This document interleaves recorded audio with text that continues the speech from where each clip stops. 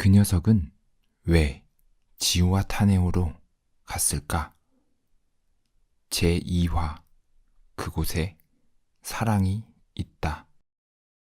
60일째 되는 날 안과에 들려야 하기에 잠시 나갔다 왔다. 그리고 다시 방콕이다. 그렇게 잠깐씩 외출은 했지만 1년이란 긴 시간 동안 나는 집안에서만 생활했다.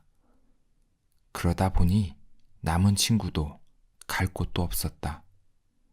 처음에는 답답함도 있었고 가슴이 두근거리며 폭발할 것도 같았지만 어느새 그 삶이 나의 삶이 되어버렸다. 내 삶은 그때부터 몇 년간 그렇게 아무것도 아니었다. 밥 먹고 씻고 자는 것뿐이었다. 마치 망망대해를 표류하는 것처럼 아침에 일어나면 매일 같은 하루가 반복되곤 했다. 그 모든 것은 사랑에서부터 시작되었다. 그녀가 나를 떠났을 때 나는 아무것도 없는 바다 한가운데 홀로 남겨져 버렸다. 그녀와의 만남은 벌써 오래전 일이 되어버렸지만 나는 사랑 혹은 기억의 굴레에서 이제 막 벗어나는 중이었다. 그녀가 내게 오빠는 말이 별로 없네요 라고 처음 말을 건넸던 그 날을 기억한다. 그 말을 시작으로 우리의 이야기는 세부에서부터 호주 브리즈번으로 이어졌다. 한 여자를 보기 위해 12,000km 이상의 거리를 무작정 떠난다는 건 정말 쉽지 않은 일이지만 그때 나는 그것이 가능했다. 아마도 그때는 지금보다 젊었고 가슴은 이미 불타오르고 있었기 때문일 거다. 하물며 그 당시 우리는 이미 헤어진 상태였기 때문에 모든 것이 불확실했음에도 나는 그녀를 꼭 만나야 했다. 여차하면 13시간을 날아 도착한 곳에서 다시 돌아와야 할지도 몰랐다. 그녀가 나를 받아주지 않는다면 나는 그곳에 있을 이유가 없었으니까. 호주 브리즈번에 도착했다. 예상대로 그녀는 이미 마음을 정리한 상태였다. 나는 어떻게든 그녀의 마음을 돌려보려고 했지만 실패하고 한국으로 돌아오려고 결심했다. 하지만 마지막 순간 그녀가 마음을 바꿨고 나는 빅토리아 브릿지 야경이 눈앞에 보이는 곳에서 그녀의 마음을 다시 얻었다. 우리는 다른 이들처럼 평범한 연애를 했다. 하지만 내게는 모든 것이 특별했다. 그제서야 나는 알 것 같았다. 내가 바라본 타인의 오글거리는 연애를 내가 하고 있다는 것을. 세상 속 평범한 모든 것들이 자신에게 다가왔을 때 특별해지는 것이다. 낯선 땅에서의 로맨스는 마치 할리우드의 로맨틱 영화처럼 아름답고 눈부셨다. 눈이 부시도록 따뜻하고 파란 하늘 아래 알록달록 집들이 들어서 있던 언덕 아래로 그녀를 업고 뛰어갔던 장면을 내가 멀리서 보고 있다고 상상해 본다. 완벽한 로맨틱 영화의 한 장면으로 손색이 없다. 하지만 로맨틱 영화의 엔딩은 둘 중 하나다. 해피 에버 애프터 아니면 새드 엔딩이다. 물론 이별조차 아름다운 사랑은 있다. 나는 멀지 않은 시간에 우리의 영화가 어떤 식으로든 끝날 거라는 사실을 알고 있었다. 마침내 그녀와 결혼을 하고 아이를 낳아서 행복하게 살았답니다. 이기를 간절히 원했다. 하지만 우리의 엔딩은 완성되지 못한 이별이었다.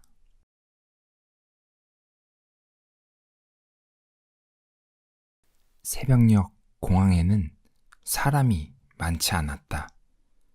오빠, 오래 기다리게 안 할게. 입국장으로 들어가기 전 그녀가 내게 말했다. 나는 눈물이 터져 나올 것 같아 차마 말을 하지 못했다. 그녀는 늘 이성적인 사람이었고 나는 감성적이었다. 우리가 다투었던 이유 중 대부분이 그런 것에서부터 오는 차이 때문이었다. 그녀는 내가 지나치게 감성적이라 힘들다고 말하곤 했다. 그녀는 내 앞에서 단 한 번도 눈물을 보인 적이 없다. 한국으로 떠나기 전날 밤 언제나 그렇듯 한적하고 조용한 브리즈번 강가를 천천히 걸으며 내가 말했다. 세부에서 기억나? 한 여름밤에 크리스마스 그리고 새해를 맞이했던 그날 밤의 기억. 내 인생에서 크리스마스에 춥지 않았던 적은 딱 한 번 있었는데 바로 그녀와 세부에서 함께했던 바로 그날이다.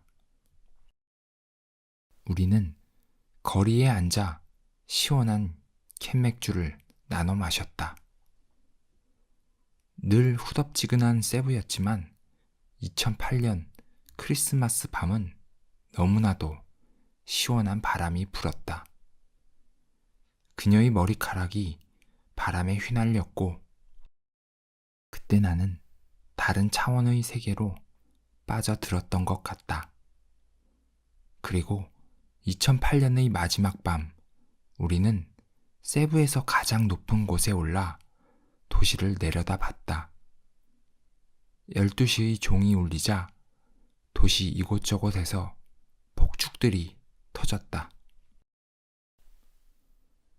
개개인이 쏘아 올리는 작은 폭죽부터 큰 폭죽까지 모든 것이 동시에 터지며 큰 장관을 연출했다.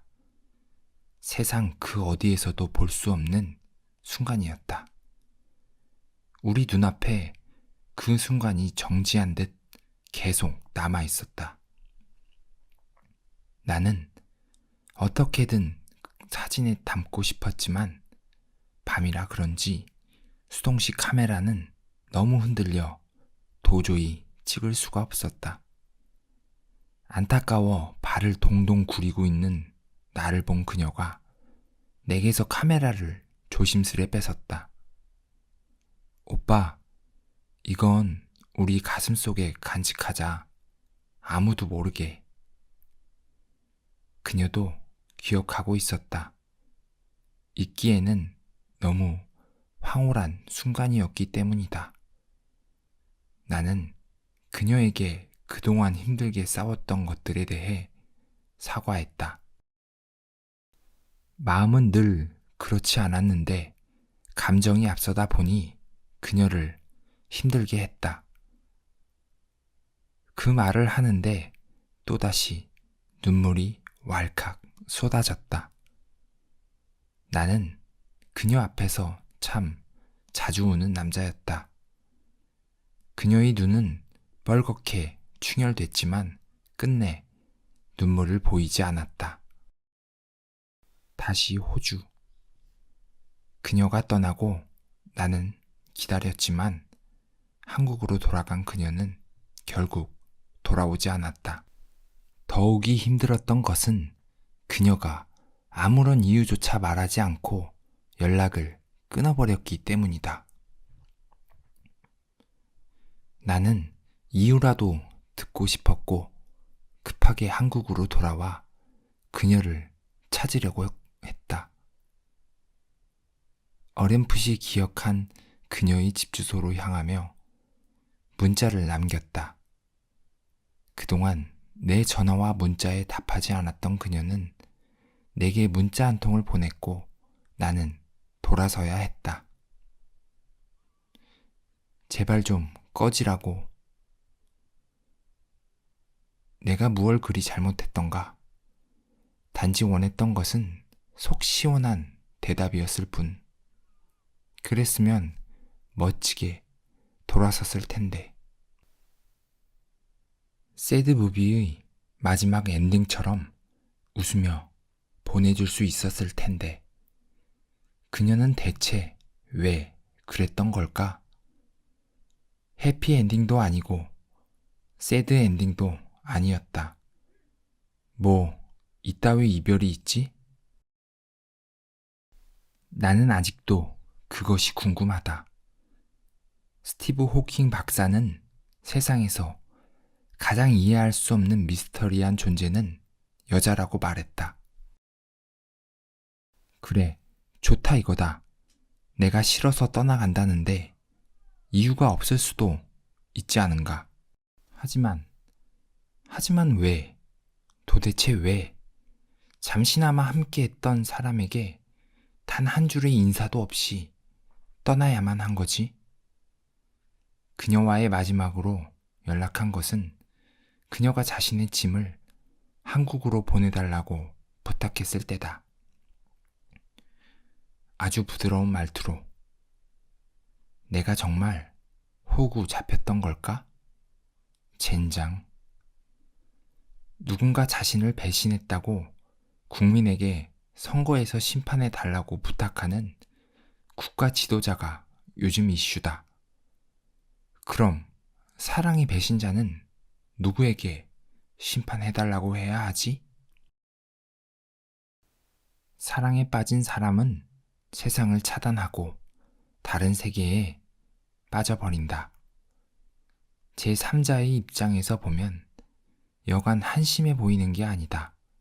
특히나 배려 없는 상대를 만나면 온갖 바보 같은 짓은 다 한다. 그런 친구에게 아무리 충고를 해봐도 결국 나만 나쁜 놈이 된다.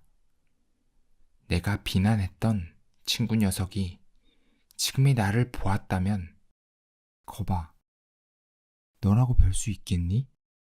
라고 콧방귀를 뀌었을지도 모른다. 하지만 나는 그녀가 무슨 사정이 있을 거라고 생각했다. 그렇지 않고서야 그럴 사람이 아닌데 그럴 리 없다고 굳게 믿었다. 그때는 그렇게 생각했다. 시간이 한참 지나고 나서 돌이켜보면 내가 참 바보 같았음을 느낀다.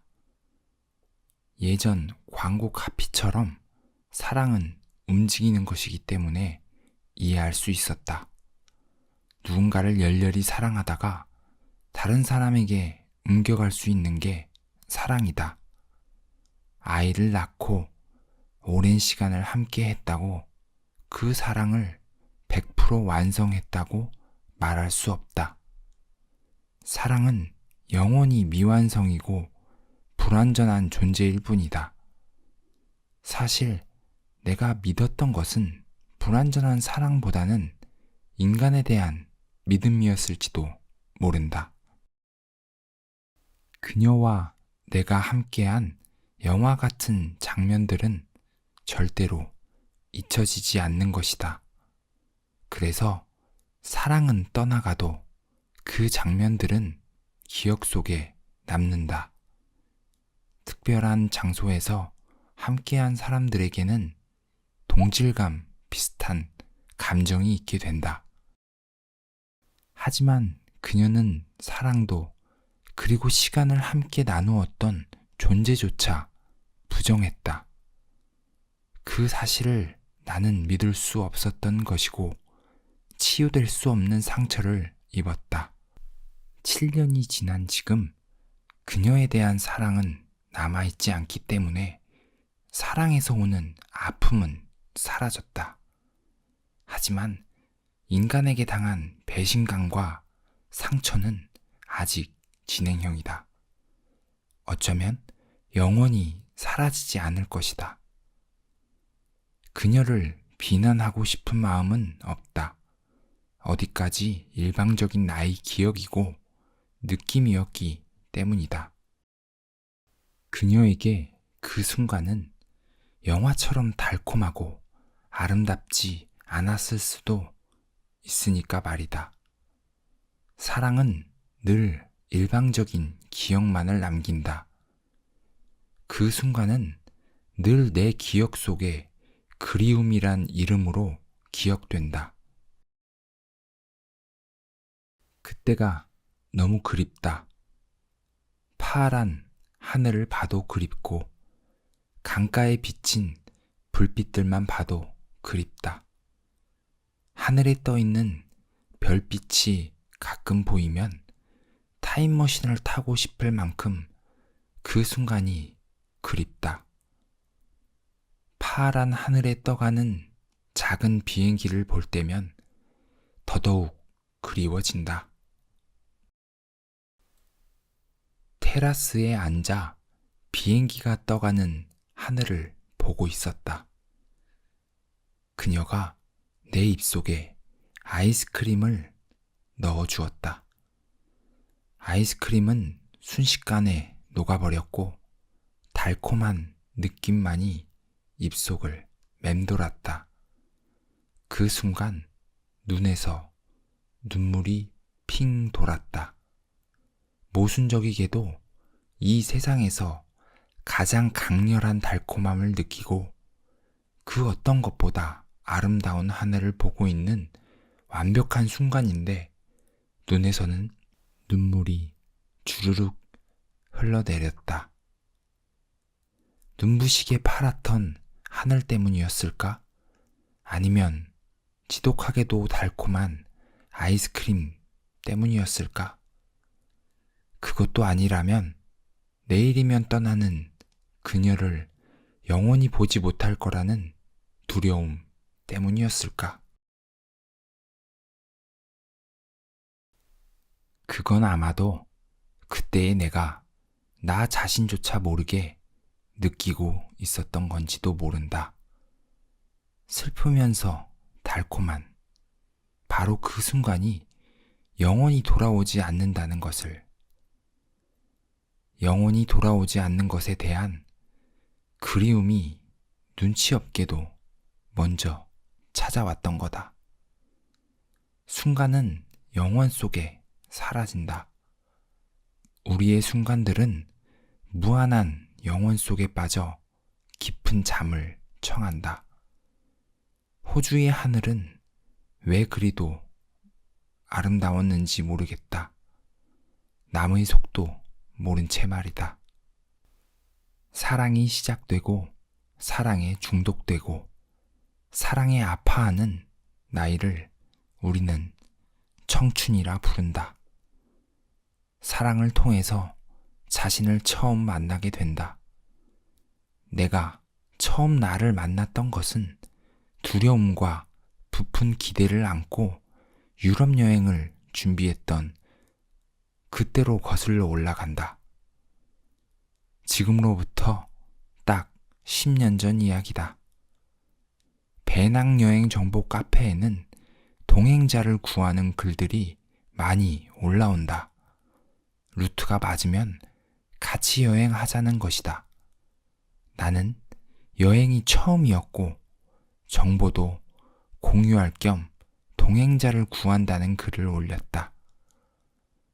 2명의 여자가 연락이 왔는데 사실 왜 모두 여자였는지 모르겠다. 이때만 해도 여복이 있었나 보다. 2명 다 내가 생각하는 루트와는 조금 달랐다. 나의 루트와 완전 반대인 한 명은 결국 포기했다. 내게 콘서트까지 보여주며 루트를 맞춰보자고 했지만 나는 거절했다. 거절한 이유는 다른 한 명의 옵션이 있었기 때문이다. 그녀 역시 루트를 맞춰보자고 했고, 심지어 내 루트에 맞추겠다며 적극적으로 다가왔다. 그건 아마도 내가 잘생겨서일 것이다. 사실 농담이고, 두 명 다 낯선 여행이 두려웠던 거였을지도 모른다. 그래서 낯선 남자였지만 조금이나마 친해진 내게 기대고 싶었던 것일지도 모른다. 여자들이 흔하게 하는 실수가 남자의 말과 친절한 행동에 넘어가 쉽게 마음을 내려놓는다는 것이다. 그래서 요즘은 사고도 많이 일어난다. 콘서트까지 함께 본 첫 번째 여자와 달리 두 번째 친구와는 급속히 친해졌다. 나는 김포에 살았고 그 친구는 서울에 살아 꽤 거리가 있었음에도 자주 만나 배낭여행을 준비했다. 시간이 흐르면서 우리는 알 수 있었다. 나도 그녀를, 그녀도 나를 좋아하고 있다는 사실을. 하지만 나는 그리 용기 있는 놈이 아니다. 특히나 사랑, 여자 앞에서는 더하다. 100% 확신이 서지 않는 한 절대 내 마음을 말하고 싶지 않았다. 그녀는 그런 내게 길을 제시해 주었고 나는 그 길을 따라 자연스럽게 고백할 수 있었다. 우리는 연인이 되었고 사랑에 빠졌다. 내가 여자를 정식으로 사귄 두 번째였다. 첫 번째는 평택에 사는 여자였는데 거리도 멀었고 서로에 대한 감정도 깊지 않았기에 자연스레 멀어졌다. 그 후에도 요즘 말로 썸 타는 여자는 제법 있었는데 나의 소극적인 성격 때문인지 누구와도 정식으로 사귀지 않았다.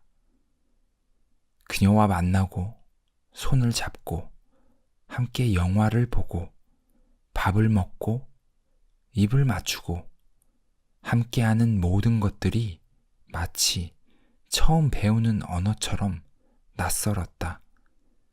남들이 보기에는 지극히 평범한 것들일지라도 내 안에서 느껴지는 감정들은 완전 새로운 것이었다. 그 감정은 그 어떤 것으로 설명이 되지 않는다.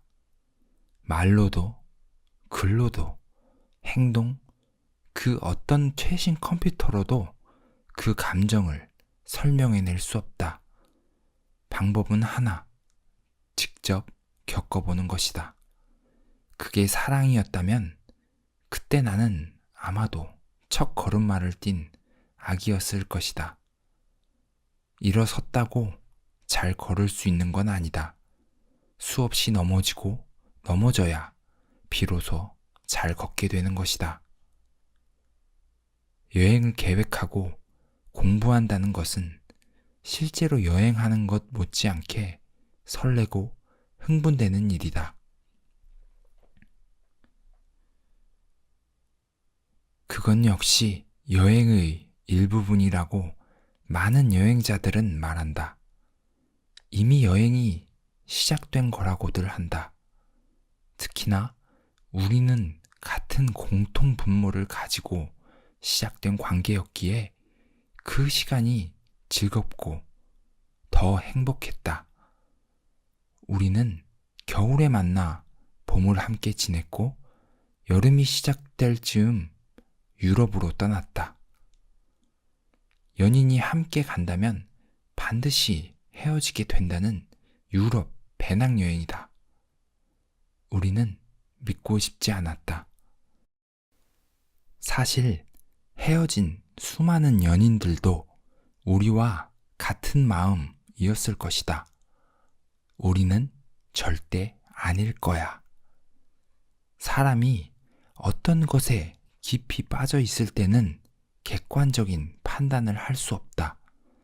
늘 미숙하고 잘못된 결정을 하곤 한다. 하지만 늘 우리는 그런 미숙한 판단을 하며 살아간다. 그 어디에도 그 누구도 컴퓨터처럼 정확한 판단과 결정을 하며 살아가지 않는다. 인생 첫 비행의 감흥을 느낄 새도 없이 우리는 싸우기 시작했다. 서로를 배려하고 이해하던 모습은 온데간데 없고 이기적인 모습이 나타났다. 오빠가 챙기기로 한 거는 챙겨와야지. 지금 여기서 갑자기 안 가져왔다고 하면 나보고 어쩌라는 거야. 누가 너보고 어쩌래? 누구는 가져오기 싫어서 안 가져온 거야?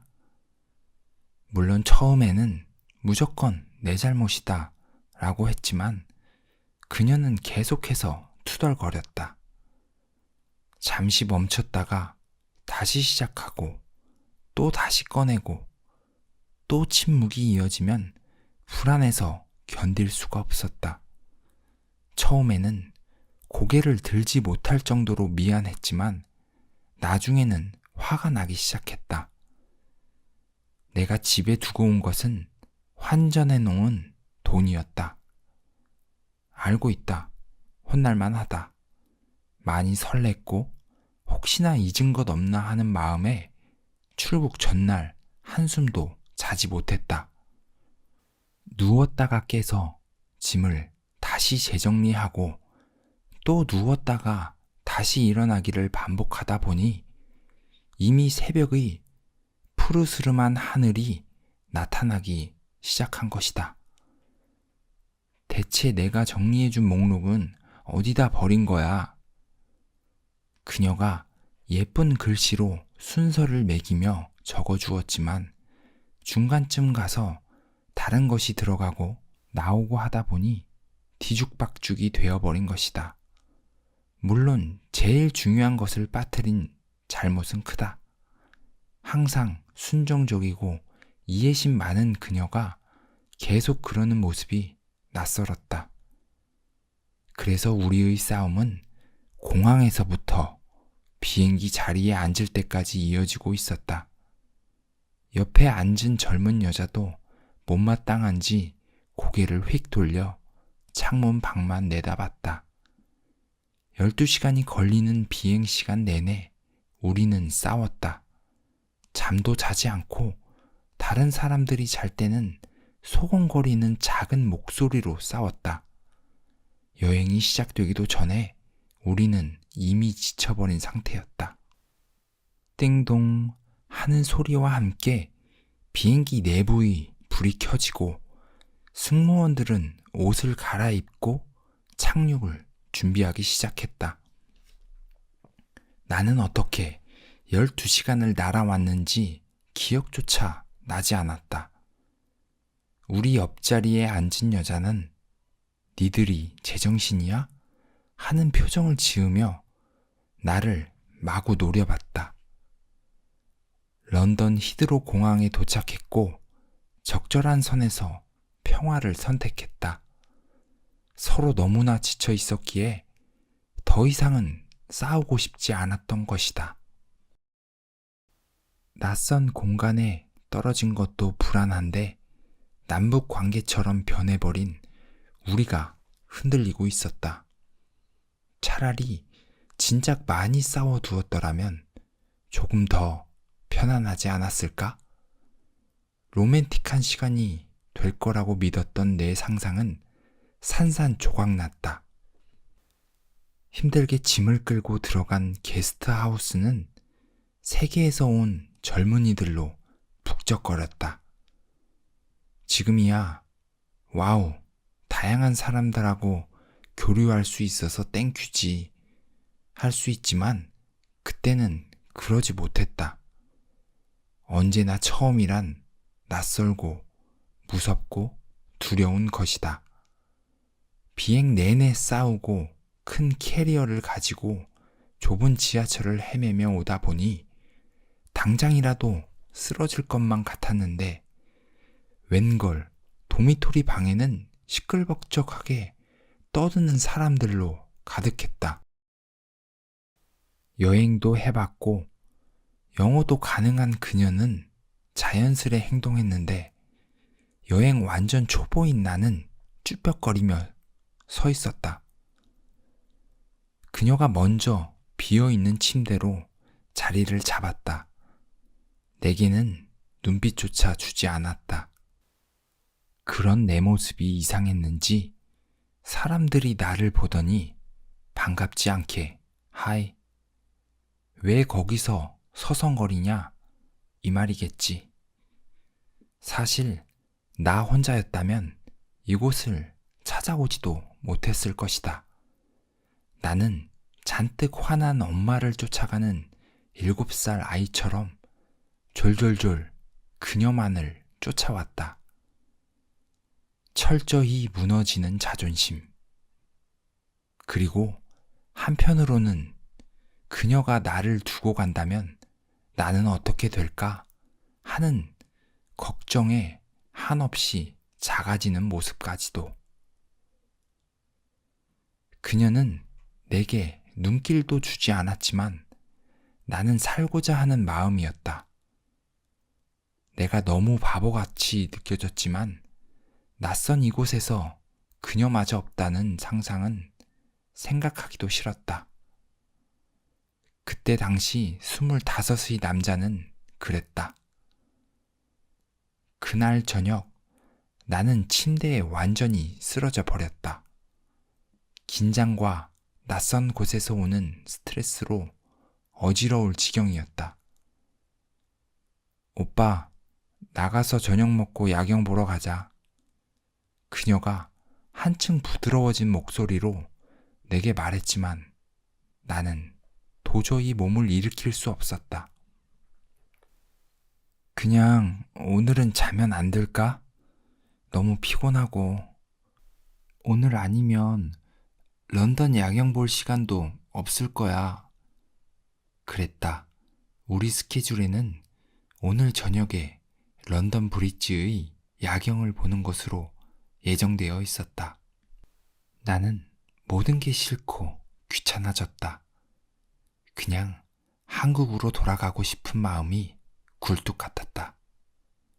내가 여기 왜 왔을까 하는 후회가 강하게 밀려들었다. 그동안 계획하고 공부했던 모든 것들이 한 방에 무너져 버렸다. 이래서 책과 현실은 다른 것이다. 결국 그녀 혼자 나갔다.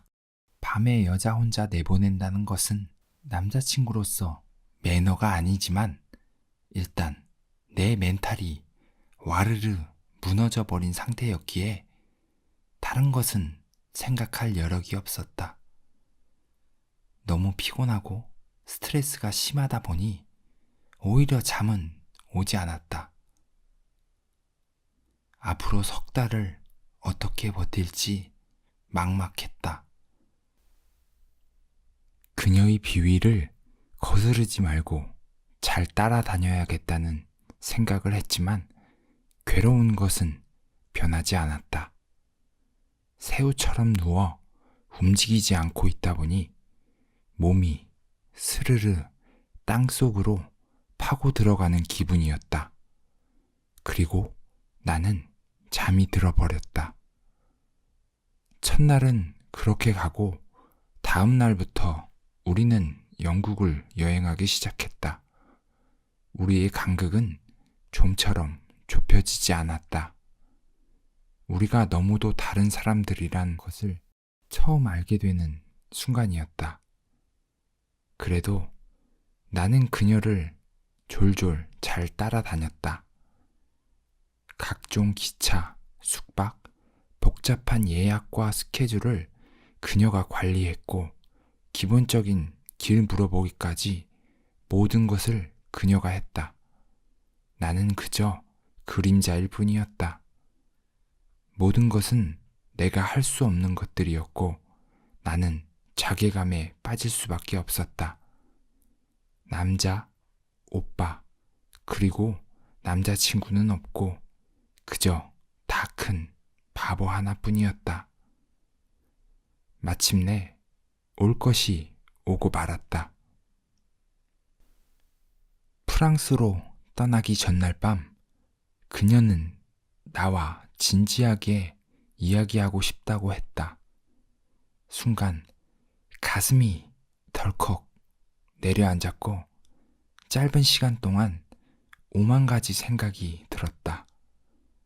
우리는 가로등 하나, 벤치 하나뿐인 인적 드문 공원 벤치에 앉았다. 그녀가 이야기하는 동안 나는 힘없이 고개만 끄덕였다. 그녀와의 대화를 다 끝낸 후 침대에 누워 생각했다.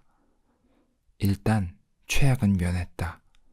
하지만 최악에 가깝다. 그녀가 그만 헤어지자고 할까봐 노심초사했지만 그건 아니었다.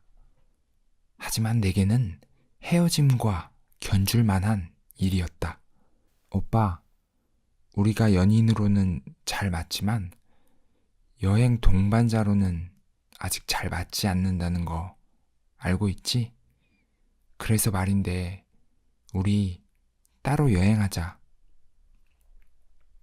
무사 만루 위기에서 3번 타자를 삼진으로 돌려세웠지만 더 강한 4번 타자가 기다리고 있는 느낌이었다. 제길. 우리가 혼자서 준비하면서 자기가 생각했던 여행도 있었잖아. 오빠가 가보고 싶거나 혼자 여행하면서 느끼고 싶었던 것들도 있었을 테고. 느끼긴 뭘 느껴. 그때부터 나는 그녀의 말을 듣지 않고 있었다. 그래, 결론은 여기서 갈라서자. 하지만 연인으로서 헤어짐은 아니다. 그 말, 바로 그 말. 문제는 내가 홀로 독립해서 여행할 능력이 안 된다는 거였다. 하지만 나 혼자 못할 것 같아. 아무것도 못해. 말도 못하고 예약도 못하고 기차도 혼자 못할 것 같아. 라고 어떻게 말할 수 있단 말인가. 생각하면 우습고 한심하지만 그때 그 순간 나는 이런 생각까지 해봤다. 대사관으로 가서 한국으로 보내달라고 할까? 생각만 해도 지금 이 순간에도 얼굴이 화끈거린다. 다 큰 25살 남자가 너무 바보 같지 않은가? 하지만 당시 나는 도움 청할 수 없는 곳에서 홀로 된다는 게 너무도 겁났을 뿐이다. 그녀는 정말 내가 잘할 수 있을 거라고 봤나 보다. 인간은 늘 먼저 자신의 입장에서 생각하니까. 어쨌거나 그날 밤 나는 걱정으로 한숨도 자지 못했다. 시간은 가고 우리는 프랑스에서 헤어지기로 했다.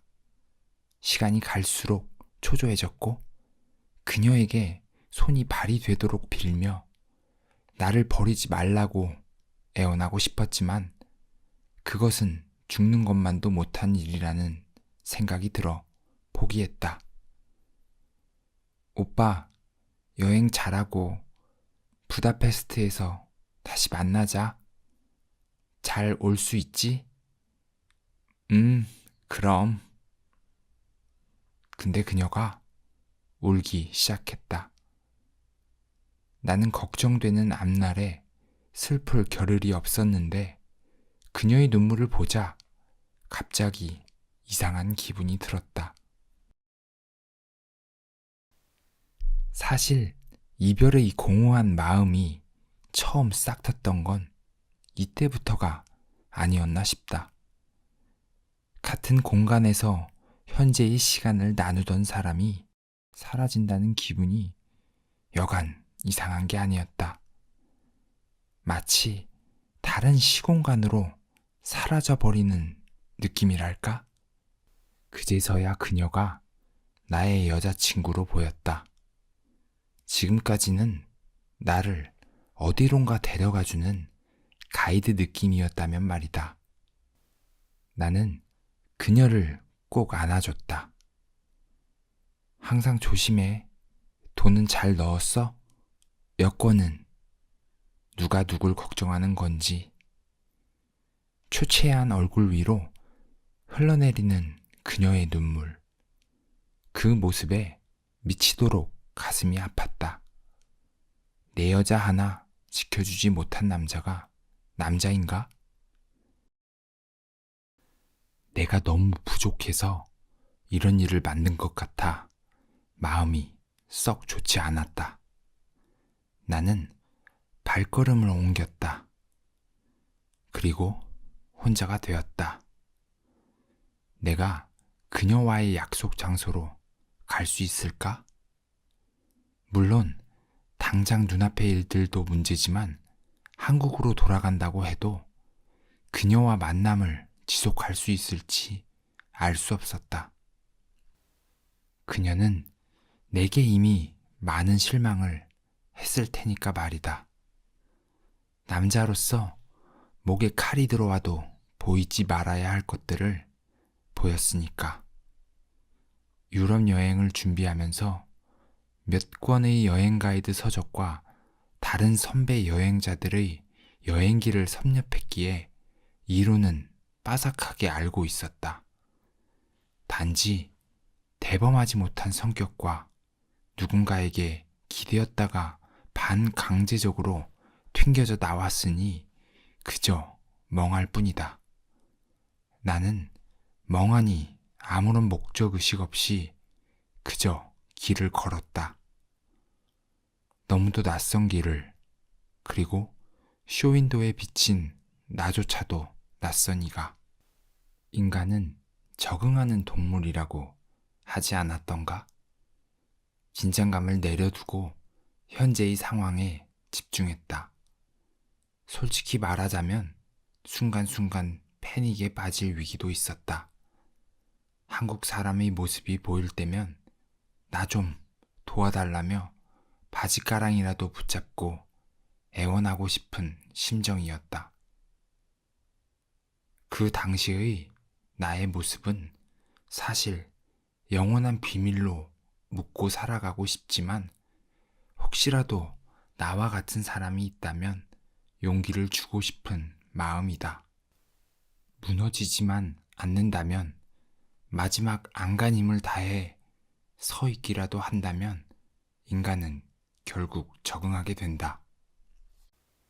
초등학생도 하는 배낭여행 가지고 너무 오바스럽다고 생각할지도 모르지만 그때 나는 우주 탐험처럼 신비하면서도 막연한 두려움에 사로잡혀 있었다. 누구에게나 처음은 그런 법이다. 처음은 늘 기억에 남는다. 그래서 더 잊기 힘든 게 첫사랑의 기억인 것이다. 나의 첫사랑은 초등학교 시절 여학생이다. 사랑에 대해 알기에는 너무 어린 시절이었지만 그녀의 모습이 어렴풋이 기억에 남아있다. 얼굴도 이름도 아무것도 기억나는 게 없다. 초등학교 시절 잠깐 본 적이 있었고 얼마 있다가 전학을 가버렸기 때문이다. 그래서 졸업 앨범에도 없다. 단지 기억 속에는 그녀가 학교 가는 큰 길 바로 옆집에 살았던 것만 남아있다. 지금은 그 집이 사라져 버렸지만 아직도 그 길을 지날 때면 그녀가 생각난다. 얼굴도 기억나지 않는데 내 기억 속에 남아있는 그녀의 모습은 무엇일까? 마치 아무것도 떠있지 않은 바다를 바라보는 느낌이랄까? 하지만 그리운 것, 보이지 않아도 그리운 무언가가 내 안에 있다. 신기하게도 나는 점점 적응하기 시작했고 마음도 한결 편해졌다. 물론 많은 삽질을 했지만 그 정도는 애교로 봐줄 수 있었다. 그래서 더 이상 그녀가 보고 싶지 않았냐고? 아니, 더 그리워졌다. 걱정도 되었고 사랑도 깊어졌다. 우리에게 많은 일들이 있었고 회복하지 못할 남자의 자존심에 상처를 입었지만 그것이 사랑을 막지는 못한다. 루브르 박물관 앞 광장에 앉아서 사람들을 구경하고 있었다. 해가 조금씩 저물어 가고 있었고 사람들은 옆에 있는 사람과 웃음기 가득한 얼굴로 이야기를 나누고 키스를 하기도 했다. 한 커플의 모습이 보였다. 여자가 남자 무릎 위에 올라앉아 키스를 하고 있었는데 내가 자리를 뜨기 전까지도 그들의 사랑의 표현을 멈추지 않았다. 내가 지켜본 시간만 해도 2시간이 넘었다면 믿을 수 있을까? 처음 보는 외국인들의 화끈한 사랑 표현에 놀라기도 했고 부럽기도 했다. 서울에서 그녀와 손을 잡고 다니면 왜 그리도 다른 이들의 시선을 의식했는지 모르겠다. 내 안에 보이지 않는 나와 보이는 나의 모습이 같았으면 한다. 나도 이들처럼 자유롭다면 얼마나 좋을까? 그녀를 만나기로 한 날까지 일주일가량이 남은 시점에서 나는 독일의 하이델베르크로 들어갔다. 철학자의 길을 걸었다. 수많은 철학자들이 이 길을 걸으며 단상에 빠졌을 상상을 해본다. 그 순간 내 모습이 그들과 겹쳐진다. 같은 삶을 되풀이하지 마세요. 이제 당신의 생각으로, 당신의 느낌으로 살아가세요. 오늘과 내일이 같다면 행복하지 못할 테니까요. 칸트의 말처럼 내가 처음 유럽 여행을 계획했던 그 마음을 떠올려 본다. 해는 왜 이리도 빨리 지는지 혼자 걷다 보면 이미 해가 떨어져 있다. 하이델베르크 성 위로 떨어지는 노을이 세상을 천상으로 만든다. 또다시 나는 돌아서고 언제나처럼 조금 헤맨 뒤 트램을 잡아탔다. 숙소로 가는 방향이 맞는지는 모른다. 다음 정거장이 나오면 확인하면 된다. 그것이 나의 방식이 되어버렸다. 더 힘들고 잘못하면 몇 시간씩 시간을 허비하기도 하지만 나에게는 그것이 최선이었다. 다행히도 맞는 것 같았다. 여유를 되찾은 뒤 가만 보니 멀찌감치 앞에 동양인으로 보이는 여자가 있었다. 그리 낯설지 않았다. 조금씩 앞으로 가 뒷모습을 확인한 순간 너무 놀라 심장이 저 밑으로 사라지는 기분이었다. 그녀였다. 이 말도 안 되는 영화 같은 만남. 이 넓은 유럽 땅에서 약속한 장소도 아닌 곳에서 다시 만나다니. 그녀와 나는 인연은 인연인가 보다. 많은 여행을 한 지금 돌이켜보면 여행 중에는 만났던 사람들을 다시 만나기도 한다. 하지만 나는 여전히 그때 만남을 우연의 일치로 믿고 싶지 않다. 내가 그녀의 어깨를 살짝 툭툭 치자 그녀가 무표정한 얼굴로 돌아봤다. 그녀가 날 보더니 화들짝 놀랐다. 오빠, 이게 대체 무슨 일이야? 말도 안 돼. 지금 내려야 해. 오빠도 여기 맞지? 같은 숙소였다. 물론 숙소는 워낙 유명한 곳이었기 때문이고 그녀가 정리한 자료에서 숙소는 바로 이곳이었다. 트램에서 내리자 그녀가 나를 힘껏 안았다. 우리는 꽤 오랜 시간을 그렇게 있었다. 그날 우리는 밤새 이야기꽃을 피웠다.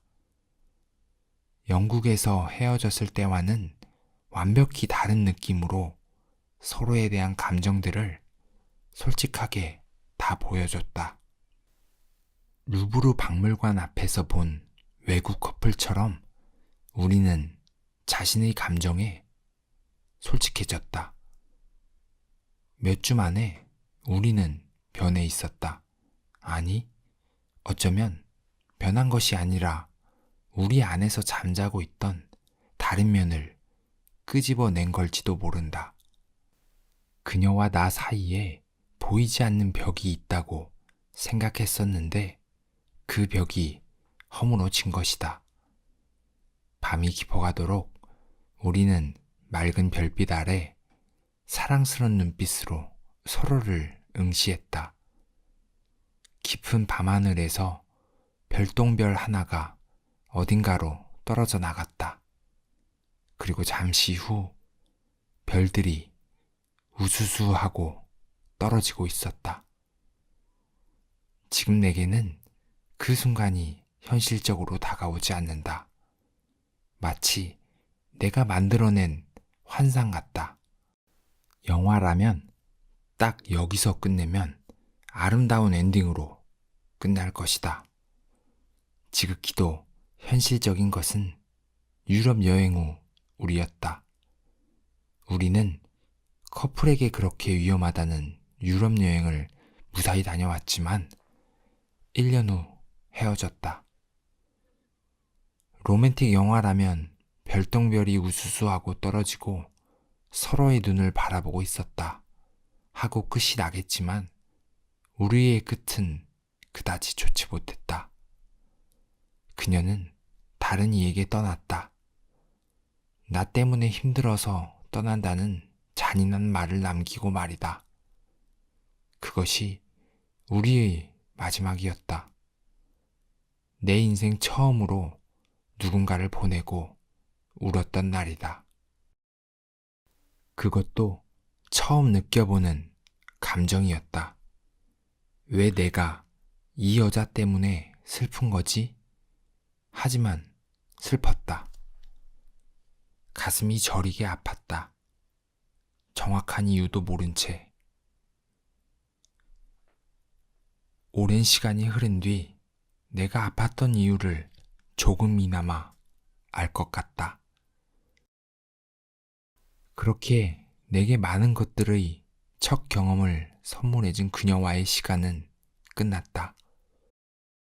슬픔의 시간도 지나고 아픔의 시간도 끝나고 서로 알지 못했던 시간으로 되돌아간 것이다. 우리가 알던 모든 것들도 더 이상 우리를 기억하지 못한다.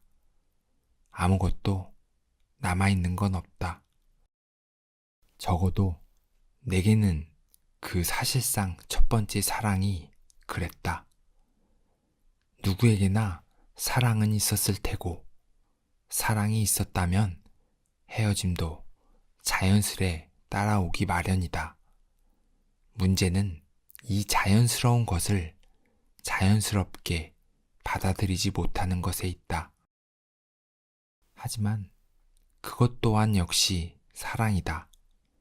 헤어짐을 자연스럽게 받아들일 수는 없다. 첫 번째 사랑은 이유도 모른 채 아파야 했고, 두 번째 사랑은 너무나 잘 알고 있기에 헤어짐이 다가오기 전부터 아팠던 것 같다. 그리고 마지막 사랑의 아픔은 현재까지 진행 중이고 너무나 슬픈 이야기다.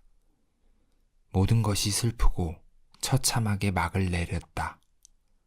그리고 내게는 아픈 기억이 되어버렸다. 왜 그리도 오랫동안 지나가 버린 과거의 기억 때문에 아프고 괴로워야 했는지 정확한 이유는 모르겠다. 다만 그 기억은 아프지만 동시에 달콤하기도 하다. 노래, 그때 들었던 노래를 들으면 그녀와의 기억이 뮤직비디오처럼 영상이 되어 돌아간다. 마지막 노래 가사가 늘 가슴에 들어온다. 또 누굴 만나고 사는 동안 또 사랑이야 오겠지만 누구를 그대만큼 사랑할까? 언제쯤 그대처럼 사랑할까? 노래를 들으면 그때의 감정, 느낌, 향기가 살아 돌아올 것만 같다. 하지만 내 사랑은 여전히 그곳에 머물러 있다. 돌아오지 않는다.